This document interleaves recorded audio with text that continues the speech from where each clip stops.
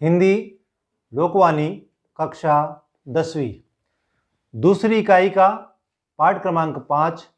पाठ का नाम है चार हाथ चांदना।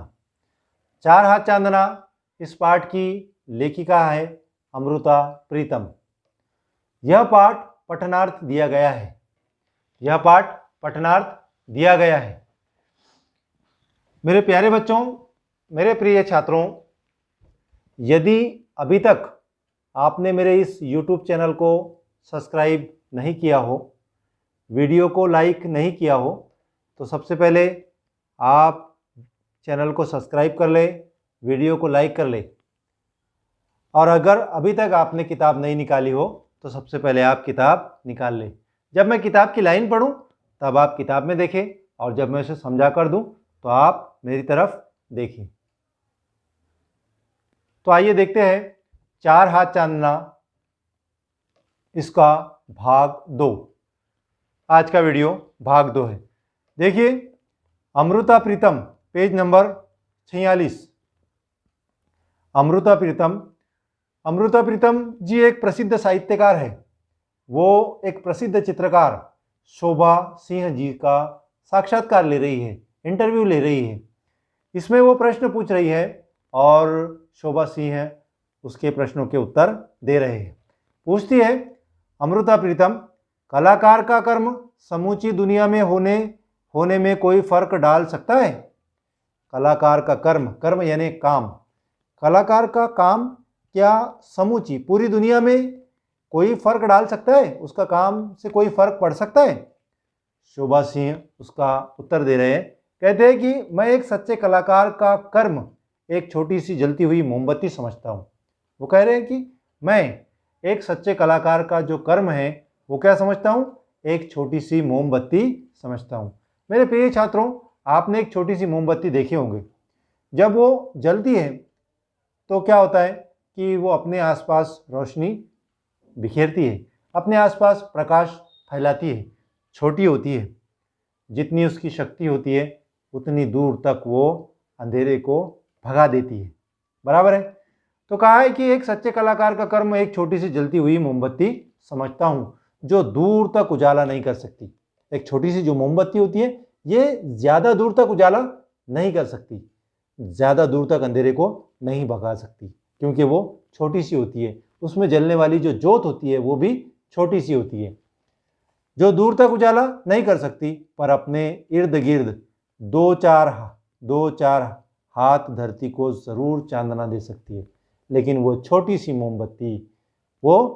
मोमबत्ती कह रहे हैं शोभा सिंह कि अपने इर्द गिर्द, अपने आजू बाजू, अपने इर्द गिर्द दो चार हाथ धरती को, दो चार हाथ दूर तक जमीन पर चांदना दे सकती है, जमीन पर रोशनी फैलाती है।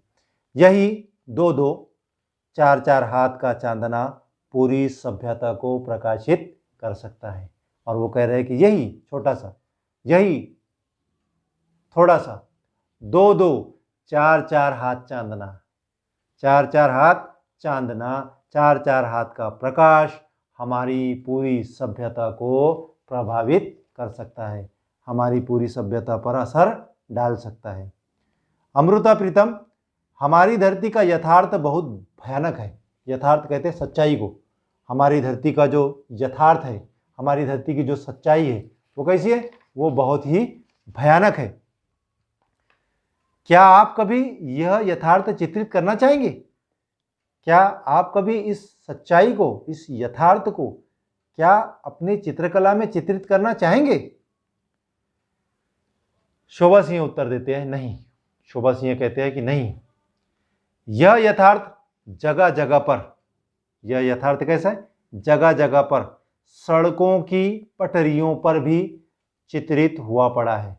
यह यथार्थ कैसा है? सड़कों की पटरियों पर भी चित्रित हुआ पड़ा है। मुझे इसे चित्रकला में बताने की ज़रूरत नहीं है। भयानक गरीबी और अंतहीन दुखों का इतिहास कैसा है? हमारे दुनिया के अंदर कैसा है? भयानक गरीबी है, भयानक गरीबी है और अंतहीन, अंतहीन मतलब जिसका अंत नहीं होता वो, अंतहीन दुखों का इतिहास, अंतहीन जिसका अंत नहीं होता, ऐसे दुखों का इतिहास दुनिया में भरा पड़ा हुआ है। उसे मैं दोबारा कागज़ों पर क्यों चित्रित करूं, और मैं उसे दोबारा कागज़ के ऊपर क्यों चित्रित करूं, क्यों उसको दिखाऊं। जिंदगी की खूबसूरती और जिंदगी की अच्छाई जो दिनों दिन लोप होती जा रही है, मैं उसे कागज़ पर चित्रित करना चाहता हूं। क्या कह रहे हैं शोभा सिंह? शोभा सिंह कह रहे हैं कि जिंदगी की खूबसूरती, जिंदगी के अंदर सब दुखी दुख होते हैं क्या? नहीं, जिंदगी के अंदर दुख भी होते हैं और सुख भी होते हैं। जिंदगी की खूबसूरती भी होती है। ये जिंदगी की खूबसूरती और जिंदगी की अच्छाई जो दिनों दिन लोप होती जा रही है, जो खत्म होती जा रही है, मैं उसे चित्रित करना चाहता हूं, ताकि वह मिटते मिटते कभी हमारी कल्पना से भी न मिट जाए। कहते हैं कि कभी वो मिटते मिटते कहीं हमारी कल्पना से, कभी कहीं हमारे ख्याल से भी ना मिट जाए। देखिए मेरे प्रिय छात्रों, यहाँ पर शोभा सिंह ने कितनी अच्छी बात कही है। शोभा सिंह ने कितनी अच्छी बात कही है। यहाँ पर देखिए पॉजिटिव और निगेटिव। निगेटिव क्या है? दुखों का इतिहास, गरीबी, है ना, दुखों का इतिहास, गरीबी, ये चीज़ क्या हो गई? निगेटिव हुई, नकारात्मक हो गई। और पॉजिटिव सोच क्या है कि जिंदगी की खूबसूरती, जिंदगी की अच्छाइयाँ, मैं उसे चित्रित करना चाहता हूँ। इसलिए मेरे प्रिय छात्रों, मेरे प्यारे बच्चों, हमने हमेशा पॉजिटिव ही सोचना चाहिए। विलियम ब्लेक की एक पंक्ति है, विलियम ब्लेक की एक पंक्ति है, सुंदर ईश्वर को गुलाब का एक फूल, सुंदर ईश्वर को गुलाब का एक फूल बनाने में 50,000 बरस लगे थे। अगर हम स्वयं को बड़ा कर लें तो जो कुछ दुनिया में खोता जा रहा है वह किसी हद तक खोने से बच जाए। विलियम ब्लेक का हमने यहाँ पर नाम सुने हैं, है ना, विलियम ब्लेक। कौन है विलियम ब्लेक? विलियम ब्लेक एक अंग्रेज कवि थे। विलियम ब्लेक कौन थे? एक अंग्रेज कवि थे। ब्रिटेन के एक महानतम कलाकार थे, ब्रिटेन के एक महानतम कलाकार थे। उन्होंने लिखा है, क्या लिखा है?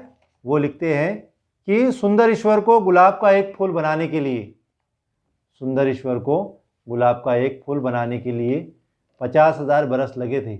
अगर हम अपने आप को थोड़ा सा बड़ा कर ले तो दुनिया में जो चीज़ें खोती जा रही है वह किसी हद तक खोने से बच जाएगी। गुरुओं के चित्र भी मैं इसीलिए बनाता हूँ, गुरुओं के, जो गुरु होते हैं उन गुरुओं के चित्र भी मैं इसीलिए बनाता हूँ क्योंकि उनके स्वयं महान थे, क्योंकि वो गुरु जो थे वो स्वयं महान थे। अगर कभी कोई गुरु के हाथ से या किसी महान व्यक्तित्व के हाथ से अमृत छक लेता था, वह सचमुच एक शक्ति को धारण कर लेता था। देखिए क्या कह रहे हैं शोभा सिंह, डॉक्टर शोभा सिंह कह रहे हैं कि, शोभा सिंह कह रहे हैं कि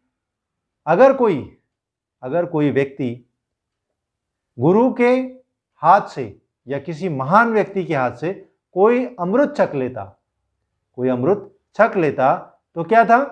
अमृत छक लेता तो वह सचमुच एक शक्ति को धारण कर लेता था, सचमुच उसके अंदर एक शक्ति आ जाती थी।